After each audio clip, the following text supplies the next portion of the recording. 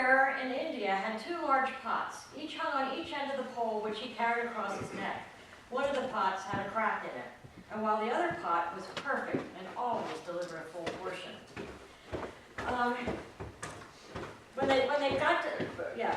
It always delivered a full portion of water at the end of the long walk from the stream to the master's home. The crock pot arrived only half full. For the full 2 years, this went on daily, with the bearer delivering only 1.5 pots full of water to the master's house. Of course, the perfect pot was proud of his accomplishments. Perfect to the end for which it was made. The perfect pot berated the cracked pot. The poor cracked pot was ashamed of its imperfection and miserable that it was able to accomplish only half of what it had been made to do. After 2 years of what it perceived to be a bitter failure, it spoke to the water bearer one day at the stream. "I am ashamed of myself, and I want to apologize to you." "Why?" asked the bearer. "What are you ashamed of?" I have been able for these past 2 years to deliver only half my load because of the crack in my side causes water to leak out all the way back to the master's house. Because of my flaws, you have to do all of this work, and you are not getting full value from your efforts," the pot said. The water bearer felt sorry for the old cracked pot, and in his compassion he said, "As we return to the master's house, I want you to notice the beautiful flowers along the path." Indeed, as they went up the hill, the old cracked pot took notice of the sun warming the beautiful wildflowers on the side of the path, and this cheered it some. But by the end of the trail, it still felt bad because it had leaked out half of its load, and so again it apologized to the bearer for its failure. The bearer said to the pot, "Did you notice that there were flowers only on your side of the path and not on the other pot's side? That's because I have always known about your flaw, and I took advantage of it. I planted flower seeds on the side of the path, and every day while we walked back from the stream, you've watered them. For 2 years, I've been able to pick these beautiful flowers to decorate my master's table. Without you being just the way you are, he would not have had the beauty to grace his house." Each of us has our unique flaws. We're all cracked pots. But if we allow it, God will use our flaws to create beauty. In God's great economy, nothing goes to waste. So as we seek ways to minister together, and as God calls you to the tasks appointed to you, don't be afraid of your flaws. Acknowledge them and allow him to take advantage of them, and you too can be the cause of beauty in his pathway. Go out boldly, knowing that in your weakness we find his strength, and in him every one of God's promises is a yes. I like that story of the cracked pot. And I like that we are all cracked pots. Now, I want you to take into mind somebody that, and I say, jerks my chain. I call it jerking my chain, which I do realize when I say that, that means that I have a chain around my neck to be jerked, right? So I'm keeping myself limited with that chain around my neck. But think of somebody or something that really, at this point kind of jerks your chain. And think, that person is, whatever quality it is that kind of, jerks your chain about that person. And then, after you think about that, I want you to think of someone that you most admire, and a quality that you see in that person that you admire, and say, that person is whatever that quality is that you admire. Okay, so hold on to those two things that you had in mind. I remember when I first got into Unity and stuff, I listened to a set of cassettes, there were cassettes at that time, by Joan Brotto, who is a Unity minister and an author. And she wrote a book that was called The Course in Life. And she talks about her Unity ministry and going to ministerial school and things that she learned and things that were different. And she said that she learned at Unity School to, whenever she would say something, to add after it, "just like me." So, I want you to think of that first statement that you judge somebody else. and say behind that, he is so just like me. And then I want you to think of the person that you admire most and that quality that you love in that person. And I want you to say, she or he is just like me. Because both are very, very true. And it's interesting how human nature is. And from the beginning, you know, the Bible is a story really of man's human, or Adam consciousness going to the Christ consciousness. And it talks about, you know, how we started out blaming other people because we didn't want to take that onto ourselves. We couldn't see and acknowledge that we owned something, so we put it out there onto something else, and we started blaming other people, and that's where that came from. So, you know, there's a saying that in the 12-step rooms, I like that, you spot it, you got it. Meaning, if you can acknowledge that in somebody else, there's something inside of you that recognizes that and don't want to, you know, really acknowledge it. And that's both ways. And I don't want to only use this as negative because it's very positive also. But let's look at something that we don't want to acknowledge in others. And isn't it amazing how we can always see what's wrong with somebody else and they don't see it? It's like, I hate that person because they're so judgmental. You know, right? Oh yeah, oh my God, they judge everything. And, you know, not realizing that while I'm saying that, what am I doing? I'm judging them, right? You know, all that stuff, you know, we do this without thinking. And I remember one of the biggest things that hit me was a person I was dating was very wise and stuff like that. We went to a baseball game, and a lady that was sitting aside of us said something, and I took it as very sarcastic, you know. And we went to get a snack, you know, like in between innings or whatever. I said, I can't believe that she said that to us. How could she say something like that to us? That wasn't very nice and stuff. And he just looked at me like, he didn't get it. And then he said, oh, you took that as being sarcastic. And it was amazing because he didn't see it as sarcastic because he's not a sarcastic person. So he didn't identify that as being sarcastic. I did. So, you know, what does that say about me? Is I have that ability to be, I have that ability of sarcasm because I can identify that in somebody else. So, you know, when you think about that, when we have the ability to identify something, if we don't know anything about it, we can't identify it because we don't know anything about it. So, you know, think about the things that we can identify in everyone else. And when we start saying, just like me, we have the ability to actually heal that and look at that. You know, Jesus told us about judge not, lest ye be judged. By the measure you judge, you'll be judged. And, you know, basically that saying is, you spot it, you got it. You know, what you're calling somebody else, you know, you're the same. You know, in both ways, though, in both ways. So we can look at that to better ourselves when we start judging other people in the negative. But we can start looking at how we judge other people in the positive or admire other people in the positive and start embracing that in ourselves. Marianne Williamson said, she wrote about, in a book called Return to Love, and it was based on the Course in Miracles. I love this statement that she wrote.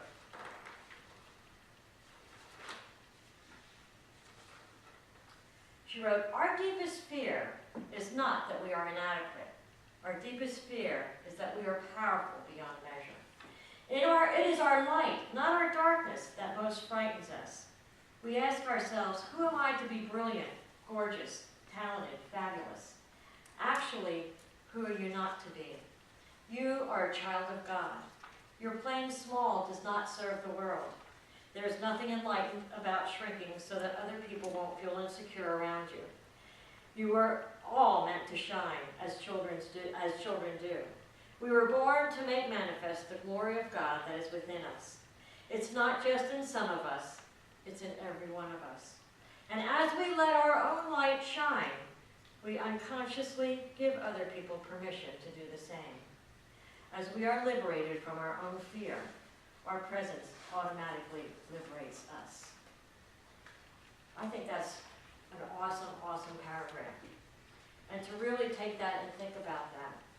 You know, Jesus, when Jesus taught about, you know, judgment and, you know, not to judge, he said, how can you take the log, why are you trying to take the log out, or why are you trying to take the speck out of somebody else's eye when you got the log in your own eye?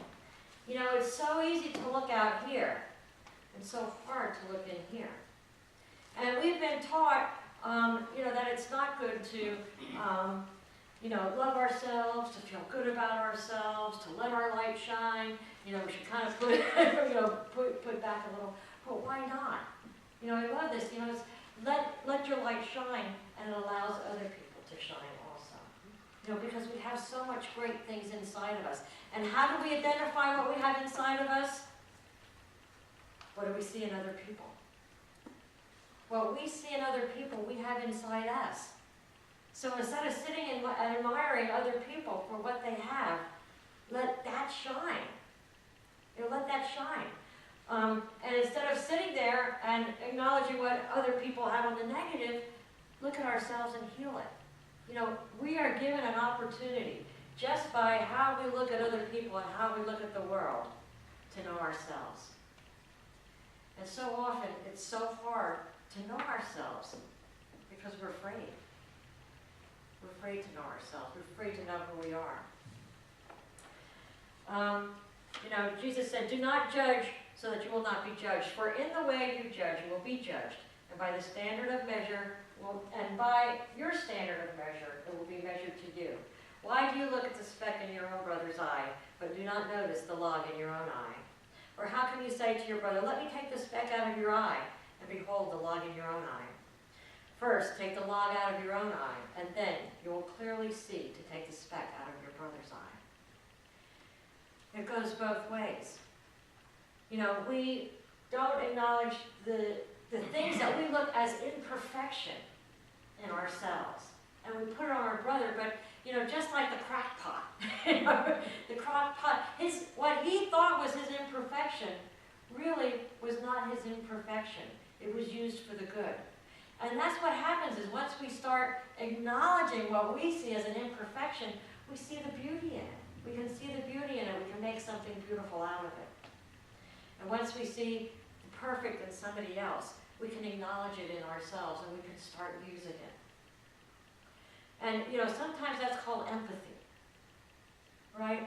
Seeing other people differently.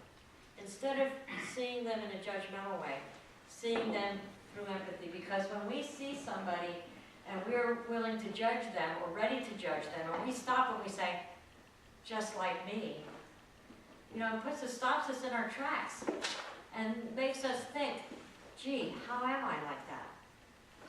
And I remember going to ministerial school and, you know, it was around, you know, with the time of the 9/11 and, you know, everything going on. And, you know, people would, you know, the terrorists and, you know, we're not like them and them, and them, you know, that kind of thing. And, you know, I remember one of our instructors said, wait.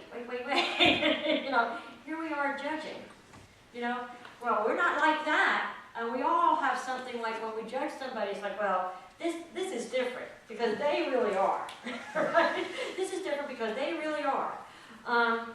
But have we ever, or even if it's just our thoughts, and think about it, just our thoughts, have we terrorized anybody? Have we threatened anybody in our own thoughts? And I like the sniper. Have we sniped anybody with our gossip? You know, or anything like that. And, you know, Jesus taught us a thought is as much of an action as an action. And when we can have empathy, we can see both things. We can feel that love for the perpetrator as much for the victim. And that's what we're called to do, is to see the Christ in everyone. And to use that as a healing and a growth. I remember years ago, too, when I worked at the Reading Hospital, was a time, and I don't know if anybody remembers this, but you know, I think he was probably around 15 years old, threw a hunk of ice over one of the bridges that went across the West Shore bypass. And it went through the windshield of a car and killed the mother. I think she might have been pregnant or something like that. It was a horrendous thing.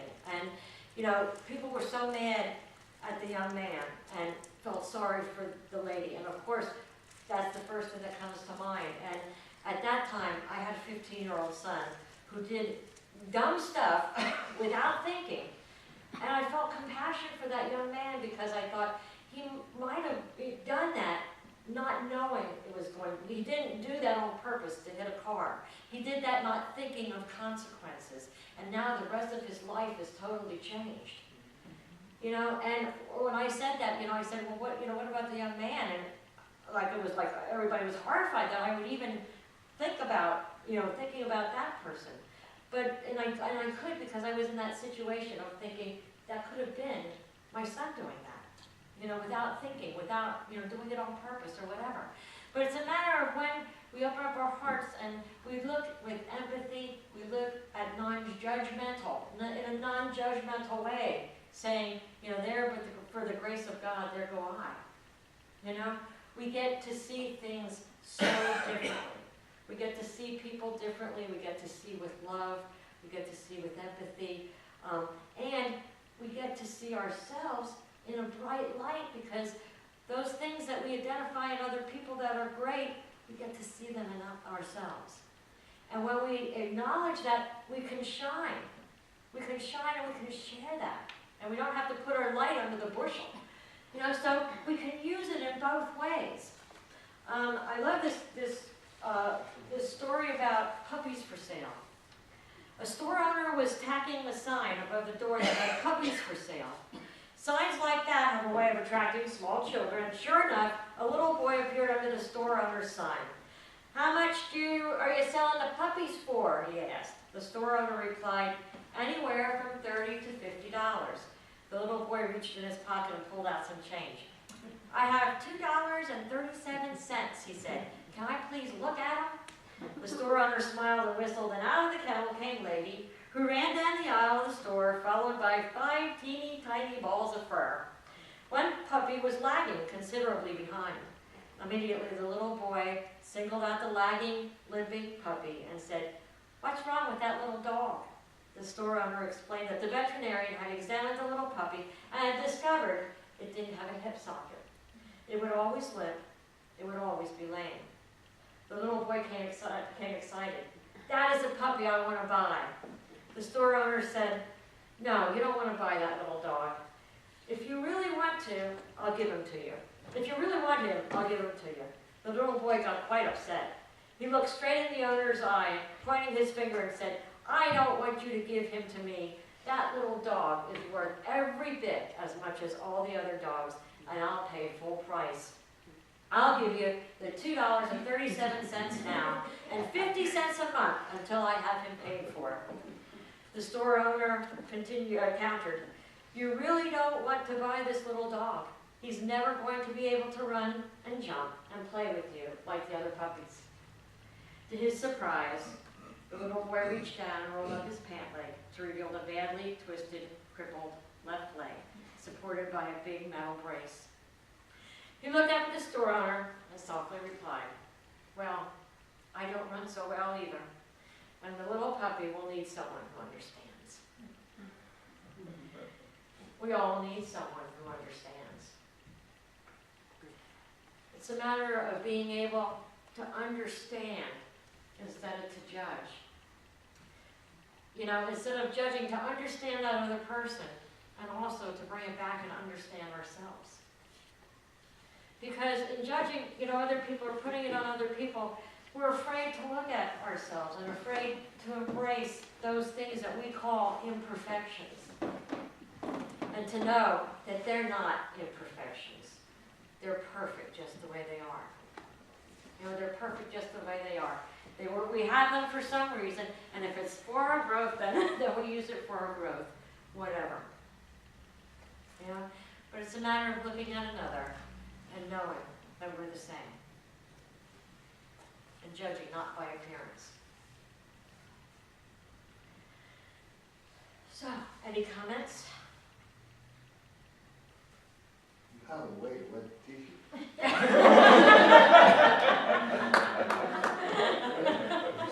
When it hits you, I know it sticks.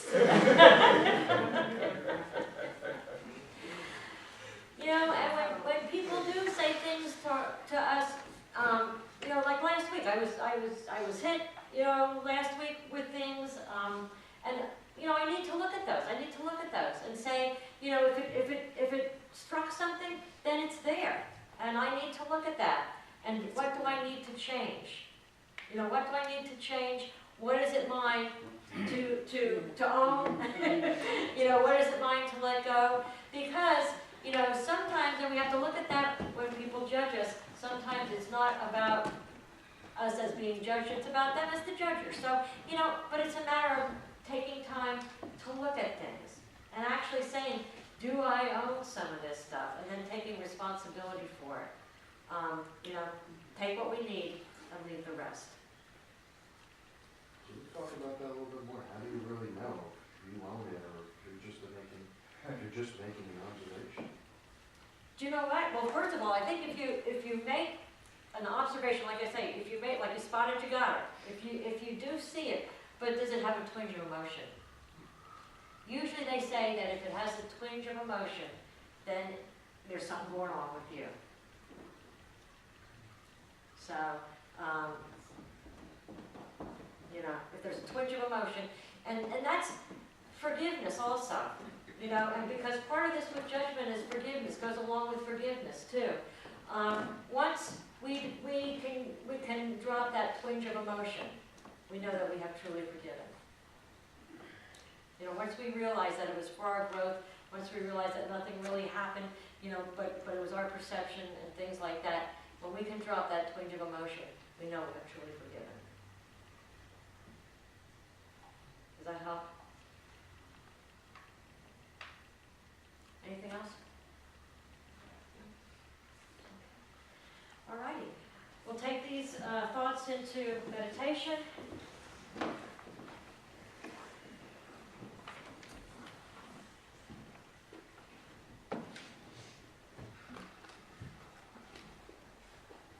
As you get comfortable in your seat, just take a deep breath. Feel the energy in the room.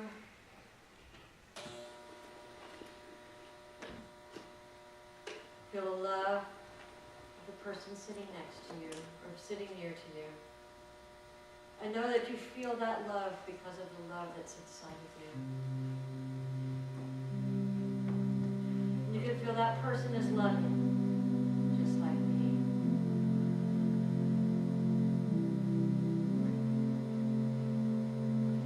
Take a person that you feel has wisdom. And say that person has wisdom just like me.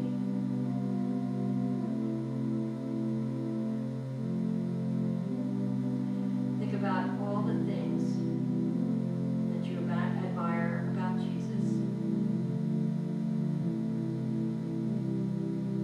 And say, he has the Christ within, just like me.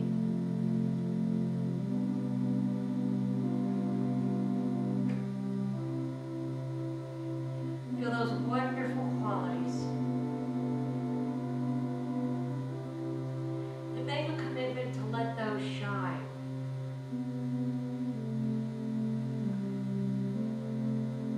Let those shine, acknowledging them in other people, so that other people can let those qualities in their light shine also.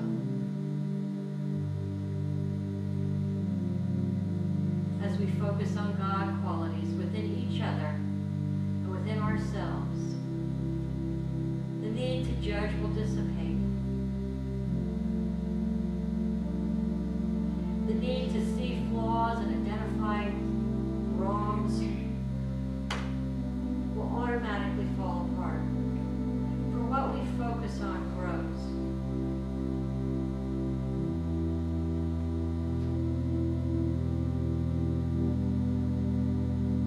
As we acknowledge our shortcomings, know that with empathy, we can understand others with those shortcomings.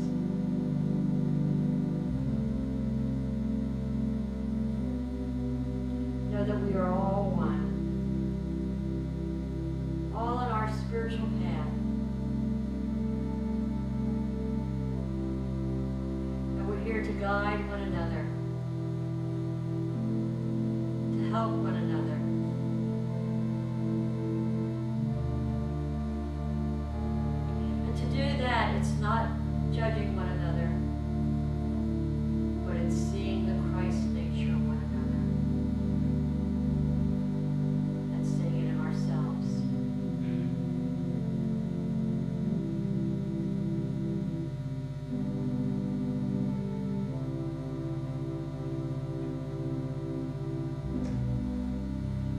hold these loving thoughts.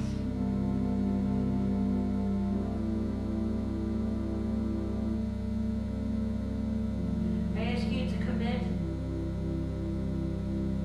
to this coming week and continuing to focus on the Christ nature in each individual that you come in contact with.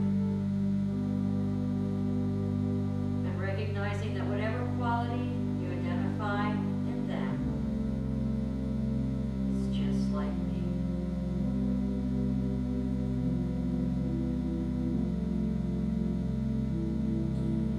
As we sit in gratitude for all the lessons that have been given us,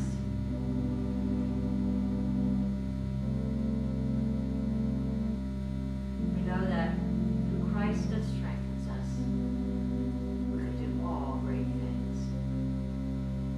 So it is.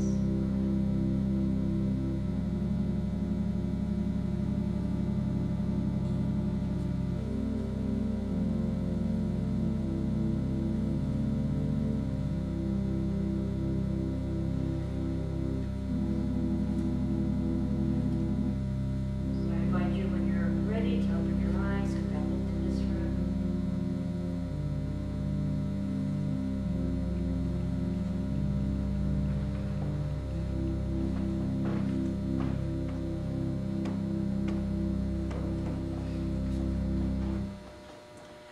That reading that we had for Charles Fillmore was Prosperity, the 8th chapter, Prosperity. If you have the Prosperity book, read the rest of that chapter.